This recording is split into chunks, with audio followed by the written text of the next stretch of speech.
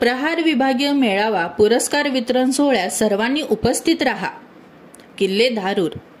प्रहार जनशक्ती पक्षाचे संस्थापक अध्यक्ष माजी मंत्री बच्चूभाऊ कडू यांच्या प्रमुख मार्गदर्शनाखाली विभागीय मेळावा व पुरस्कार वितरण सोहळा आयोजित करण्यात आला आहे। पुरस्कारामध्ये संताजी धनाजी सन्मान सोहळा बुधवार दिनांक 23 एप्रिल 2025 रोजी दुपारी 1 वाजता श्री संत एकनाथ रंग मंदिर उस्मानपुरा संभाजीनगर येथे संपन्न होणार आहे।